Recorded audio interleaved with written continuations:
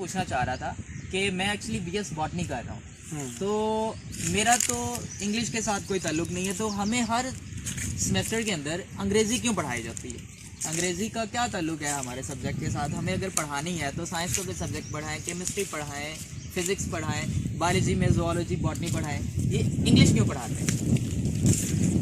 अच्छा यार अजीब ही गल है वैसे ਇਹ ਨਾ ਸਾਡੇ ਅੰਦਰੋਂ ਇੱਕ ਕਨਸੈਪਟ ਜਿਹੜਾ ਹੈ ਨਾ ਖੌਫ ਕਹਿ ਲਓ ਖੌਫ ਹੀ ਮੈਂ ਤਾਂ ਕਹਾਂਗਾ ਕਿ ਅੰਗਰੇਜ਼ੀ ਸਾਨੂੰ ਕਿਉਂ ਪੜ੍ਹਾਈ ਜਾਂਦੀ ਹੈ ਔਰ ਇੱਕ ਆਮ ਖਿਆਲ ਹੈ ਕਿ ਲੋਕ ਕਹਿੰਦੇ ਨੇ ਸਾਰਾ ਕਾਫਰਾਂ ਦੀ ਜ਼ੁਬਾਨ ਸਾਨੂੰ ਕਿਉਂ ਪੜ੍ਹਾਈ ਜਾਂਦੀ ਹੈ। ਇੱਕ ਲਮਹੇ ਲਈ ਇਹਨੂੰ ਸਾਈਡ ਤੇ ਕਰਕੇ ਨਾ ਜ਼ਰਾ ਅਸੀਂ ਕਨਸੈਪਟ ਵੇਖੀਏ ਕਿ ਸਾਨੂੰ ਐਕਚੁਅਲੀ ਉਹ ਅੰਗਰੇਜ਼ੀ ਨਹੀਂ ਪੜ੍ਹਾ ਰਹੇ, ਉਹ ਸਾਨੂੰ ਲੈਂਗੁਏਜ ਪੜ੍ਹਾ ਰਹੇ ਨੇ, ਠੀਕ ਹੈ ਜੀ। ਤੇ language as you know is a tool of communication, ठीक है ना। अच्छा अगर असी कम्यूनिकेशन की गल करिए, कम्यूनिकेशन की है एक दूसरे नाल गलबात करना, एक दूसरे नाल गलबात करना ना, आपदा मैसेज डिलीवर करना ते ओदी गल जड़ी है और रिसीव करना, ठीक हो गया। ਇਹਦਾ मतलब की है कि इनपुट ते आउटपुट मैच जी सिंपली ਉਹ ਸਾਨੂੰ ਕਮਿਊਨੀਕੇਸ਼ਨ ਸਿਖਾ ਰਹੇ ਨੇ ਤੇ ਜਿਹੜੇ ਡੋਮੀਨੈਂਟ ਕਮਿਊਨੀਕੇਸ਼ਨ ਟੂਲ ਹੈ ਨਾ ਅੱਜ ਕੱਲ ਜੀ ਜਾਂ ਲੈਂਗੁਏਜ ਉਹ ਅੰਗਰੇਜ਼ੀ, ਠੀਕ ਹੈ, ਜਾਂ ਇੰਗਲਿਸ਼ ਤੁਸੀਂ ਕਹ ਲਓ। ਹੁਣ ਉਹਨਾਂ ਦੇ ਪਿੱਛੇ ਅੰਗਰੇਜ਼ੀ ਸਿਖਾਉਣਾ ਮਕਸਦ ਨਹੀਂ ਹੈ, ਐਕਚੁਅਲੀ ਤੁਹਾਨੂੰ ਪ੍ਰੀਵੇਲਿੰਗ ਟੂਲ ਜਿਹੜਾ ਨਾ ਉਹ ਸਿਖਾਉਣਾ ਮਕਸਦ ਹੈ। ਸਿੰਪਲੀ ਤੁਸੀਂ ਸਿੰਪਲੀ ਦੇਖੋ ਕਿ ਪਿਛਲੇ 2 ਜਾਂ 3 ਸਦੀਆਂ ਤੋਂ ਸਭ ਨਾਲੋਂ ਜ਼ਿਆਦਾ ਐਜੂਕੇਸ਼ਨ ਦੀ ਫੀਲਡ 'ਚ ਕਿਹਨੇ ਕੰਮ ਕੀਤਾ ਹੈ ਜਾਂ ਕਿਹਨੇ ਰਿਸਰਚ ਕੀਤੀ? ਇੰਗਲਿਸ਼ ਸਾਇੰਟਿਸਟ ਨੇ, ਔਰ ਲੀਡਿੰਗ ਬੁੱਕਸ ਜਿਹੜੀਆਂ ਨੇ ਉਹ ਕਿਹਦੇ 'ਚ ਟਰਾਂਸਲੇਟਡ ਤੁਹਾਨੂੰ ਮਿਲਦੀਆਂ ਨੇ? ਇੰਗਲਿਸ਼ 'ਚ ਮਿਲਦੀਆਂ ਨੇ। ਤੇ ਇਹਦਾ ਮਤਲਬ ਇਹ ਆ ਕਿ ਭਾਵੇਂ ਆਪਦੀ ਮਜਬੂਰੀ ਨੂੰ ਕਹਿ ਲਓ ਤੇ ਭਾਵੇਂ ਸ਼ੌਕ ਨੂੰ ਕਹਿ ਲਓ, ਤੁਸੀਂ ਅੰਗਰੇਜ਼ੀ ਸਿੱਖੋ, ਠੀਕ ਹੈ। ਅੱਛਾ ਇਹਨੂੰ ਜ਼ਰਾ ਨਾ ਅਸੀਂ ਬਰੋਡਰ ਲੈਵਲ 'ਤੇ ਸੋਚੀਏ, ਅਸੀਂ ਇਹ ਨਾ ਸੋਚੀਏ ਕਿ ਅਸੀਂ ਉਹਨਾਂ ਨੂੰ ਪ੍ਰਮੋਟ ਕਰ ਰਹੇ ਹਾਂ, ਐਕਚੁਅਲੀ ਅਸੀਂ ਆਪਣੇ ਆਪ ਨੂੰ ਪ੍ਰਮੋਟ ਕਰਨ ਵਾਸਤੇ ਨਾ ਅੰਗਰੇਜ਼ੀ ਸਿੱਖ ਰਹੇ ਹਾਂ। ਬਸ ਆਪਦੀ ਇਨਫੋਰਮੇਸ਼ਨ ਐਕਿਊਮੂਲੇਟ ਕਰਨ ਵਾਸਤੇ ਅਸੀਂ ਅੰਗਰੇਜ਼ੀ ਸਿੱਖ ਰਹੇ ਹਾਂ। ਔਰ ਸਿੰਪਲ ਇਹ ਅਗਰ ਇਹ ਫਾਰਮੂਲਾ ਜ਼ਿਹਨ 'ਚ ਰੱਖਾਂਗੇ ਨਾ ਤਾਂ ਫਿਰ ਇਹਨੂੰ ਸਿੱਖਣ ਵਾਸਤੇ ब्रॉड माइंडनेस बहुत ज़रूरी है। जिन्हें ब्रॉड माइंडेड होवांगे उन्ना ज़्यादा असी इहदे तो नॉलेज ग्रैस्प कर सकते, ठीक है। अच्छा हुण तुहानूं की पढ़ाया की गया अंग्रेजी च? सर सानू प्रेस राइटिंग पढ़ाई गई है। अच्छा उस तो इलावा सानू CV राइटिंग सिखाई गई है, प्रेजेंटेशन स्किल्स जिहड़ा है वो समवट रिलेटेड ने साडी फील्ड दे नाल क्योंकि सानू प्रेजेंट करना पैंदा है। ते लेकिन मैं दरअसल यह कहना चाह रहा कि सानू इंग्लिश विच क्यों तालीम दिंदे ने, सानू उर्दू विच या पंजाबी विच क्यों नहीं पढ़ाते, हालांकि वो असी ज़्यादा बेहतर समझ सकांगे। अच्छा गल सुनो, एक्चुअली तुहाडे टीचर थॉरोली एक बंबार्डमेंट नहीं कर रहे होंगे अंग्रेजी की जी, ठीक है ना। और क्लास से जो आते हैं तो वो क्वेश्चनस किहड़ी ज़ुबान च करते हैं? उर्दू च करते होंगे शुरू च, मेरा ख्याल इंटरव्यू भी उर्दू च देंदे होंगे। चंद एक टीचर्स है ने जिन्हों का वे ऑफ कम्यूनीकेशन ही अंग्रेजी होंदा है। वो दे मार 4.5 जिमें होंदा ना, एक उन्हें जनाब ब्रेस्ट फायर करना होंदा है अंग्रेजी आग दर दर दर दर दर दर दर दर और ब्रेस्ट फायरिंग हो रही होंगी है, ठीक है। लेकिन मोस्टली जिन्ना को मेरा एक्सपीरियंस है वो टीचर इंज नहीं करते, ठीक है।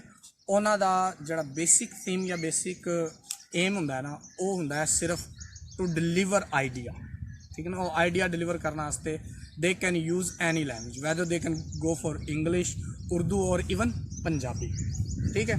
और वह पंजाबी वाला मज़ेदारी सिस्टम यू नो ट्वेल्व। अच्छा हुण तुहानूं उन्होंने पढ़ाया होना है फंक्शनल इंग्लिश, तो जिमें फंक्शनल इंग्लिश है ना, जिमें नाम इंडिकेट करता है कि ये असी जोड़ा फंक्शन है किसी भी वर्ड का उन्होंने असी स्टडी करते हैं। तो फंक्शनल इंग्लिश जो तुहानूं यूसेज और यूजेज वो अंग्रेजी का सिखाते हैं, क्योंकि तुहाड़ियां बुक्स अंग्रेजी च ने।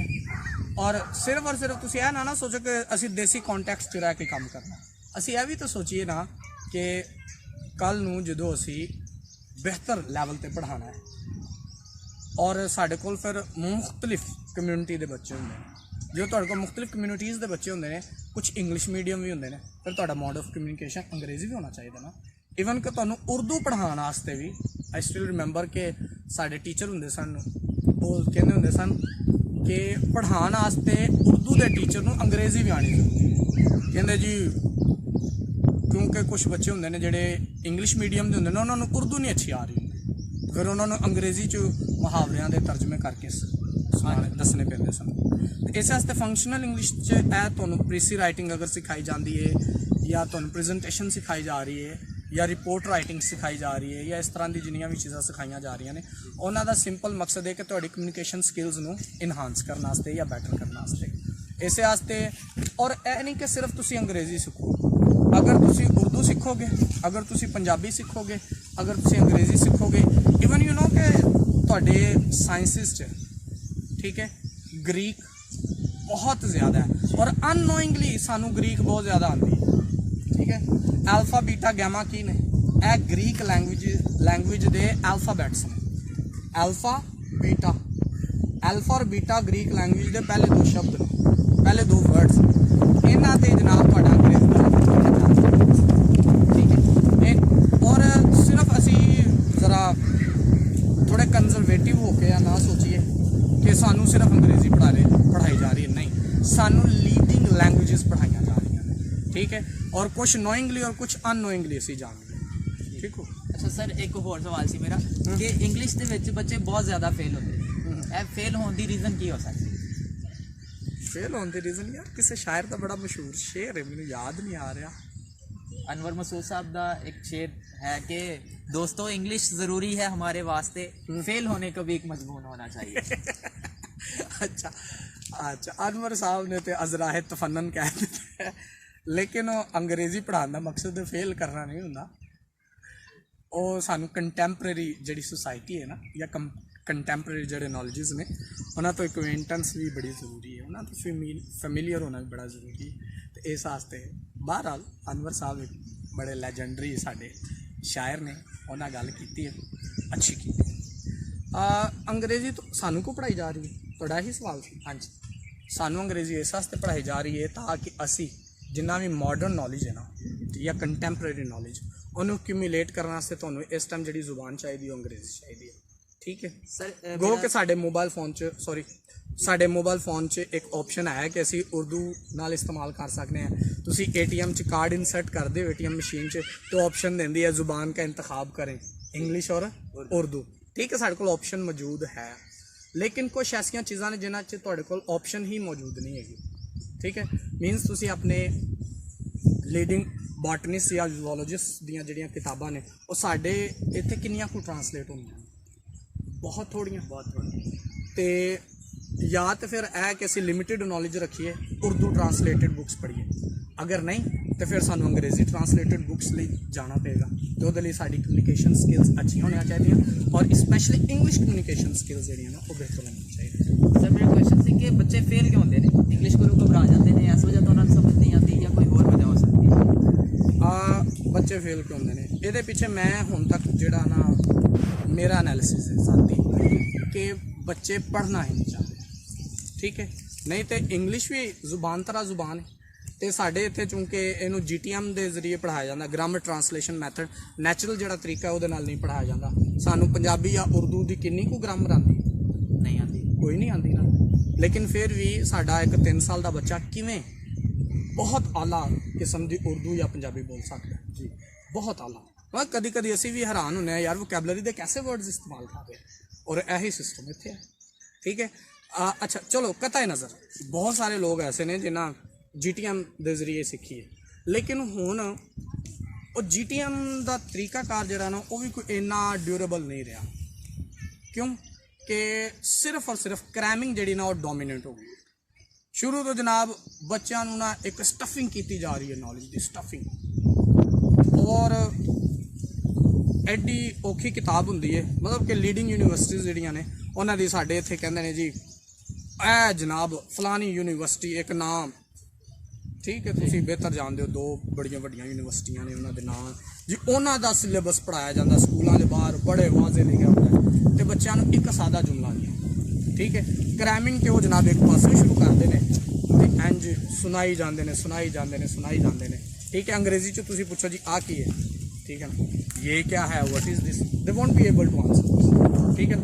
और अगर वो नहीं पढ़ा दे सकते ना, मतलब है कि we just tough the kid, there is no productivity और नो क्रिएटिविटी। तो मेन चीज़ है कि तुसीं क्रिएट करना सिखाना बच्चे, ਠੀਕ ਹੈ। ਔਰ ਜਦੋਂ ਕ੍ਰੀਏਟਿਵਿਟੀ ਨਹੀਂ ਹੈ ਕ੍ਰੈਮਿੰਗ 'ਚ, ਤਾਂ ਜਿੱਥੇ ਤੁਸੀਂ ਭੁੱਲੇ ਉੱਥੇ ਗਏ। ਤੇ ਇਹੀ ਵਜ੍ਹਾ ਹੈ ਕਿ ਚੂੰਕਿ ਬੱਚੇ ਦੀ ਸੈਲਫ ਰਾਈਟਿੰਗ ਜਿਹੜੀ ਹੈ ਨਾ, ਜਾਂ ਬੇਸਿਕ ਲੈਂਗੁਏਜ ਦੀ ਸਕਿੱਲ ਹੈ ਨਾ, ਉਹਦੇ ਤੇ ਕੋਈ ਕਮਾਂਡ ਹਾਸਲ ਨਹੀਂ ਹੈ, ਤੇ ਇਹਦੀ ਵਜ੍ਹਾ ਤੋਂ ਫੇਲ ਹੋਣਾ, ਕਹਿ ਲਓ ਕਿ ਸਾਡੇ ਮੁਕੱਦਰ 'ਚ ਸ਼ਾਮਲ ਹੋ ਗਏ। ਤੇ ਫਿਰ ਜ਼ਰਾ ਅਸੀਂ ਇੰਟਰਸਟ ਵੀ ਤਾਂ ਘੱਟ ਹੀ ਥੋੜ੍ਹਾ। ਸਰ ਤੁਹਾਡੇ ਨਾਲ ਅੱਜ ਗੱਲਬਾਤ ਕਰਕੇ ਮੈਨੂੰ ਬਹੁਤ ਚੰਗਾ ਲੱਗਾ ਤੇ ਮੇਰੇ ਬਹੁਤ ਜ਼ਿਆਦਾ ਕਨਸੈਪਟ ਜਿਹੜੇ ਨੇ ਉਹ ਕਲੀਅਰ ਹੋ ਗਏ। ਮੈਨੂੰ ਨਹੀਂ ਸੀ ਪਤਾ ਕਿ ਇਹ ਇੰਗਲਿਸ਼ ਸਾਨੂੰ ਬੋਟਨੀ ਦੇ ਵਿੱਚ ਕਿਉਂ ਪੜ੍ਹਾਈ ਜਾਂਦੀ, ਕੀ ਫਾਇਦਾ ਹੈ ਇੰਗਲਿਸ਼ ਪੜ੍ਹਨ ਦਾ, ਤੇ ਅੱਜ ਤੁਸੀਂ ਮੈਨੂੰ ਦੱਸਿਆ ਕਿ ਭਾਈ ਇਸ ਵਜ੍ਹਾ ਤੋਂ ਪੜ੍ਹਾਈ ਜਾਂਦੀ ਕਿ ਤੁਸੀਂ ਸਾਰੇ ਨੌਲੇਜ ਜਿਹੜੇ ਨੇ ਉਹ ਜਿਹੜਾ ਤੁਹਾਡੇ ਸਬਜੈਕਟ ਦਾ ਨੌਲੇਜ ਹੈ ਉਹ ਡਿਫਰੈਂਟ ਜ਼ੁਬਾਨਾਂ ਦੇ ਵਿੱਚ ਯਾਨੀ ਇੰਗਲਿਸ਼ ਦੇ ਵਿੱਚ ਜਿਹੜਾ ਹੈ ਉਹ ਤੁਸੀਂ ਸਿੱਖ ਸਕੋ, ਅਕਮੂਲੇਟ ਕਰ ਸਕੋ। ਤੇ ਹੁਣ ਮੈਂ ਲਿਹਾਜ਼ਾ ਕੋਸ਼ਿਸ਼ ਕਰਾਂਗਾ ਕਿ ਇੰਗਲਿਸ਼ ਨੂੰ ਬਿਹਤਰੀਨ ਤਰੀਕੇ ਨਾਲ ਸਮਝਾਂ ਤੇ ਸਿੱਖਣ ਦੀ ਕੋਸ਼ਿਸ਼ ਕਰਾਂ ਤਾਂ ਕਿ ਮੈਂ ਆਪਦੇ ਸਬਜੈਕਟ ਦੇ ਉੱਤੇ ਆਪਦੀ ਗ੍ਰਿਪ ਬਿਹਤਰ ਤੋਂ ਬਿਹਤਰ ਕਰ ਸਕਾਂ। ਅੱਛਾ, ਸਿਰਫ ਬੋਟਨੀ ਜਾਂ ਸਾਇੰਸਿਸ ਹੀ ਨਹੀਂ, ਜਿੰਨੇ ਵੀ ਪ੍ਰੋਫੈਸ਼ਨਲ ਸਬਜੈਕਟਸ ਨੇ ਨਾ, ਜਾਂ ਪ੍ਰੋਫੈਸ਼ਨਲ ਗਰੁੱਪਸ ਨੇ, ਡਿਸਿਪਲਿਨਸ ਨੇ, ਉਹਨਾਂ ਸਾਰਿਆਂ 'ਚ ਫੰਕਸ਼ਨਲ ਇੰਗਲਿਸ਼ ਪੜ੍ਹਾਈ ਜਾਂਦੀ ਹੈ। ਔਰ ਇਸੇ ਕਨਸੈਪਟ ਨਾਲ ਪੜ੍ਹਾਈ ਜਾਂਦੀ ਹੈ ਕਿ ਸਟੂਡੈਂਟਸ ਜਿਹੜੇ ਨੇ ਨਾ ਬਿਹਤਰ ਤੋਂ ਬਿਹਤਰ ਨੌਲੇਜ ਜਿਹੜਾ ਨਾ ਉਹ ਗੇਨ ਕਰ ਸਕਣ। ਬਹਰਹਾਲ ਜੀ, ਇਹ ਤੇ ਸਾਡੇ ਉਸਤਾਦਾਂ ਨੇ ਸਾਨੂੰ ਗਾਈਡ ਕੀਤਾ ਹੈ, ਔਰ ਮੈਂ ਸਮਝਦਾ ਕਿ ਸਾਡੀ ਖੁਸ਼ਬਖਤੀ ਹੈ ਕਿ ਸਾਡੇ ਉਸਤਾਦਾਂ ਨੇ ਸਾਨੂੰ ਗਾਈਡ ਕੀਤਾ ਹੈ ਤੇ ਅਸੀਂ ਇਸ ਕਾਬਿਲ ਹੋਏ ਹਾਂ ਕਿ ਤੁਹਾਨੂੰ ਗਾਈਡ ਕਰ ਸਕੀਏ। Well, keep it up. Thank you sir. Thank you.